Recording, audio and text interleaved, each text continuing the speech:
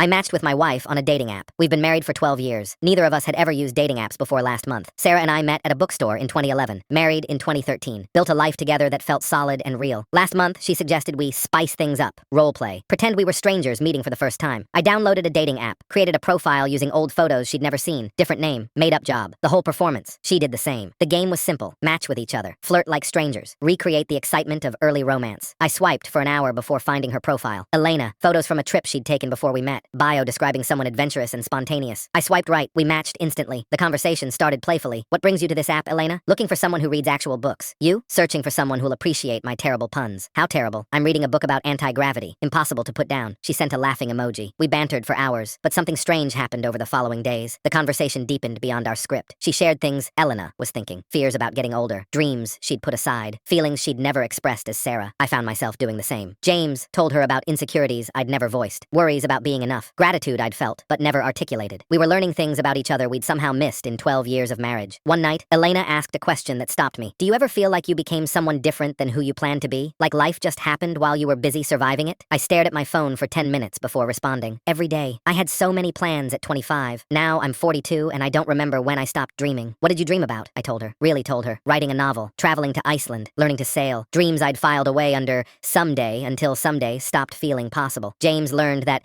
Elena had wanted to paint, had imagined gallery shows and creative fulfillment, had slowly let practicality bury the artist she'd once been. We'd been married 12 years. I didn't know my wife had wanted to be a painter. The role play was supposed to last a weekend. It stretched into 3 weeks. Every night, we'd go to separate rooms and message each other, share things we couldn't say face to face, build intimacy through the safety of fictional distance. Then Sarah suggested we meet. Elena wants to have coffee with James tomorrow. That cafe on 5th Street. I agreed. I dressed carefully, nervous like an actual first date, heart pounding as I walked through the door. She was already there, wearing a dress I'd never seen, hair styled differently, looking at me like a stranger she was curious about. James? Elena. We shook hands formally, sat across from each other, ordered drinks like two people just getting acquainted. The conversation started awkward. Then she laughed, really laughed. The sound cracked something open. This is ridiculous, she said. I've known you for 15 years and I'm nervous. I've been nervous all morning. Couldn't eat breakfast. Neither could I. We sat in silence. Then she reached across the table. I didn't know you wanted to write a novel. I didn't know you wanted to paint. We stopped telling each other things somewhere along the way. We stopped asking. The coffee went cold while we talked. Actually talked. Not about bills or schedules or whose turn it was to handle something. About who we'd become, who we still wanted to be. We renewed our vows 3 months later. Private ceremony. Just us and the officiant. Different vows this time. Promises to keep asking. Keep discovering. Never assume we already knew everything. Sarah started painting again. Took a class. Her work hangs in our bedroom now. I'm writing. Badly, but writing. 300 words every morning before work. We still message each other sometimes. Elena and James. Saying things that feel too vulnerable for everyday conversation. Some marriages fail because people grow apart. Some marriages survive because people find ways back to each other. We found ours through a dating app. 12 years in. Still matching.